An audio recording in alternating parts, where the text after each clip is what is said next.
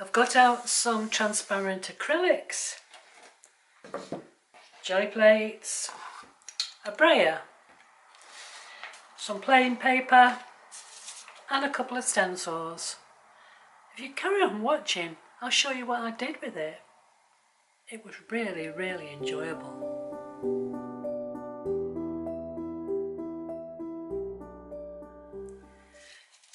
So in a previous video, the last one I did, I was looking at mixing paints on paper to see what colours would appear when we sort of combine the two colours together. So I'm going to push that on a little bit more, and I'm going to use my gel plate and some stencils.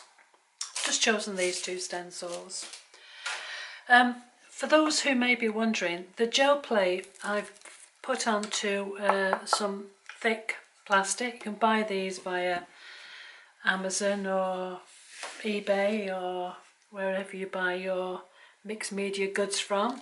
So this is definitely jelly plates, and I've just put them on here so that I can actually turn them over more easily to see what's going on layer by layer.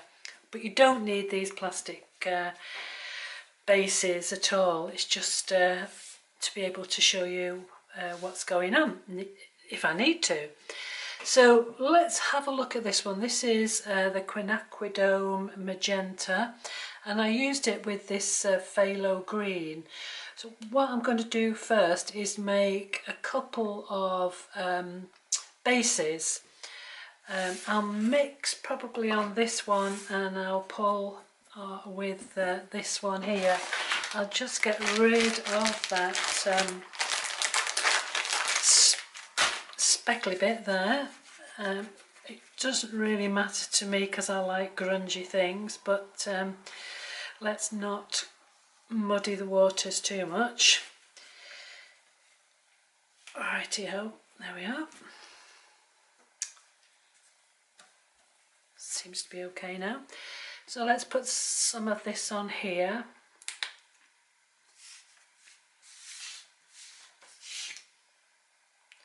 As I say, I'm just going to use this to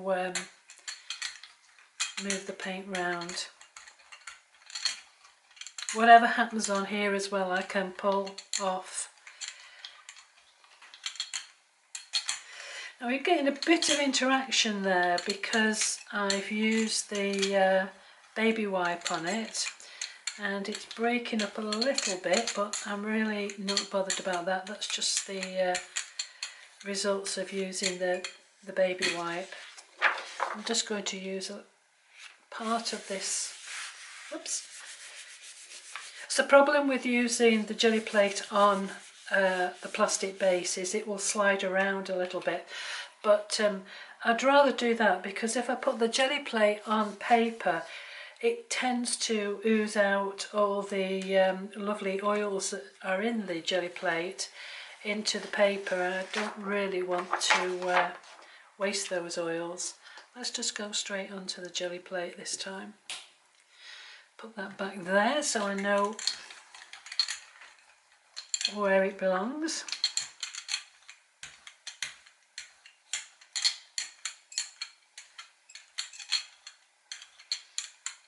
Okay. And run this off here.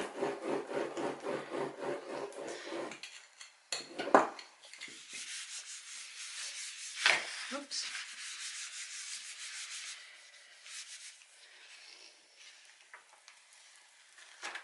So we've got two really nice bases there. One's a little bit mottled, but that doesn't matter. And let's do another one here. Just going to go between the two.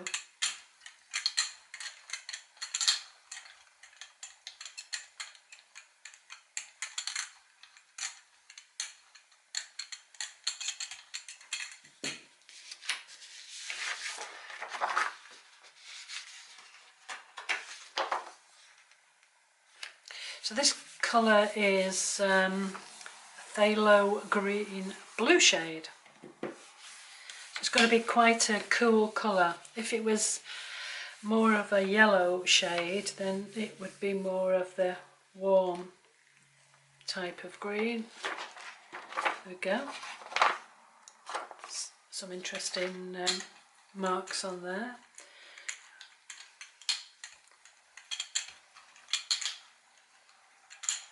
I want to see what happens on here as well. So the first thing I can see here is that, let's just get this paper down first. This is just ordinary copier paper. Can you see here what's going on? We've got the quinacridone magenta here. This is obviously the green, but can you see you've got that lovely purple occurring there when you get the two together. So let's just move that out a little bit more. Okay, so we're just going to use those two colours, and I'll roll this off and decide which stencil I'm going to use. So I've chosen this stencil. I really like the pattern, it's nice and crisp, and we'll go with this one that I did first, and we're going to use the phthalo green blue shade. Some more on there.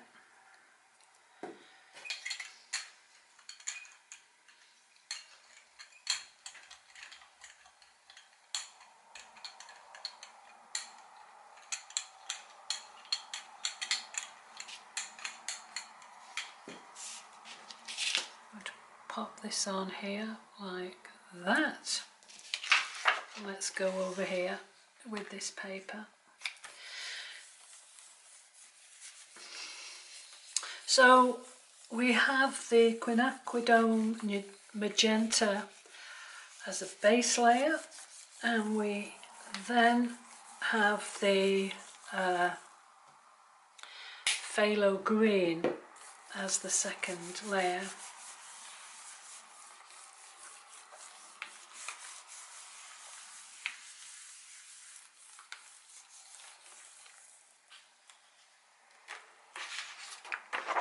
So there we have the first pull. So the green there is showing up as true green. It's not going into a sort of purpley colour. Let's do the ghost print. And I'm going to put some quinacridone magenta onto this, other gel plate. Ah,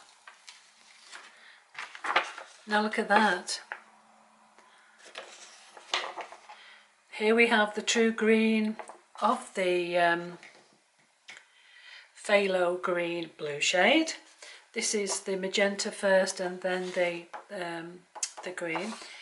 But this is the ghost print, and look, it's gone into that purpley colour. So here's my first bit of learning today. Depending on which way you put the paint down, whether or not it's a first pull or a ghost print, it can radically change the colours. Even though we've used the same colours, the magenta, then the phthalo blue, phthalo green, magenta, phthalo green, but this is a ghost print. Totally different feel to it. Totally different feel. I'm going to write that down. I'm going to put ghost, first pull. I'll keep all these together so I can see. If I wanted to recreate this again, I would know to put the quinacridone magenta down first, and then the phthalo green as a ghost print. So let's go with this phthalo green again. Sorry, try again, woman. The quinacridone magenta. and we'll mix this up onto the plate. Getting a really rich dark colour here. It's down. So it's really, really lovely dark purpley colour.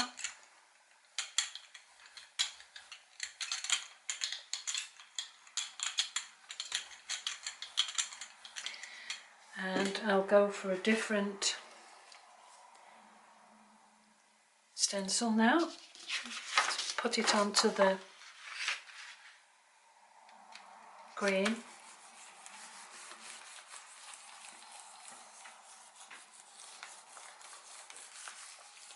You need to push down really, really well. Probably the best thing to do is to try and use deli paper or Japanese calligraphy paper. But as this is just trials and I'm not planning at the moment to do anything with it other than probably cut it up at a later date as collage. There you go. Obviously we've missed part of it out, but that doesn't matter.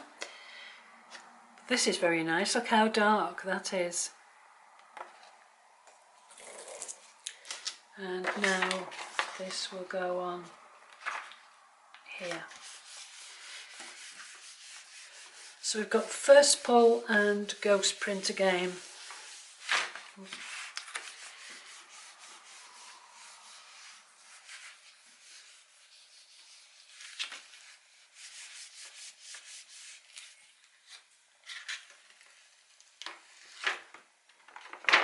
So we've got more here because this is the bit that was missed off, but again, let's write this down.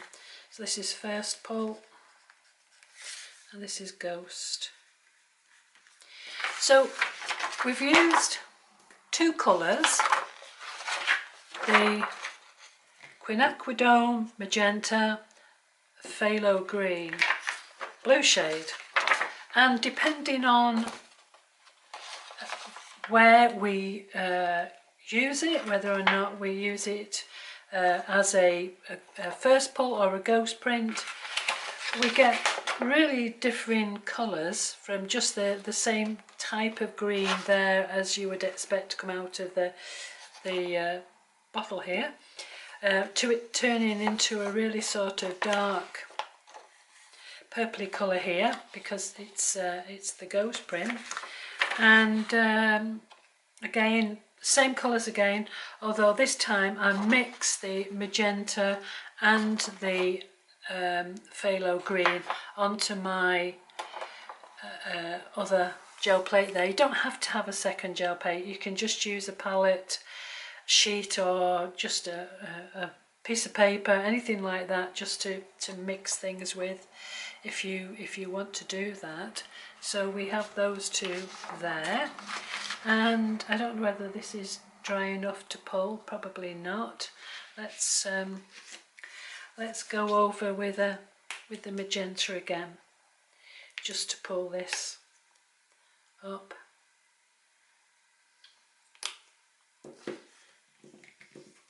Trying to keep these in order because I have numbered them on a different video so that I can sort of keep in mind what colours I've used and where. It's just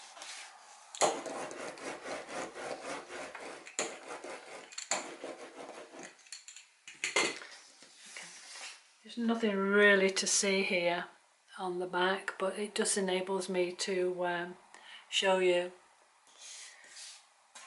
why I put it on these plastic thick bases.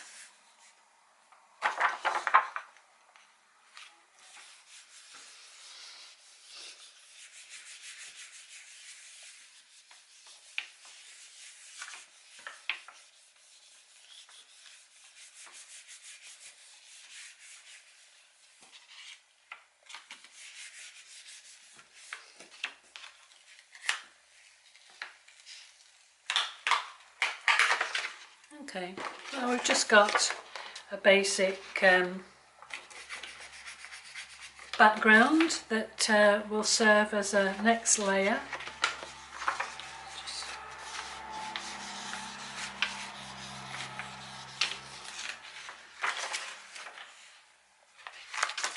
So that's just a basic background that I can start to put other colours on. So I might have that as a starting point for the next video. Who knows? So there we have it. The two colours I've used, different colourways that have been achieved from a first pull and a ghost print on both of them, and I've enjoyed that, and I hope that the exercise has been helpful for you too. So thanks for watching, and I hope you'll join me next time when I see what I can do with transparent paints. So look forward to seeing you again.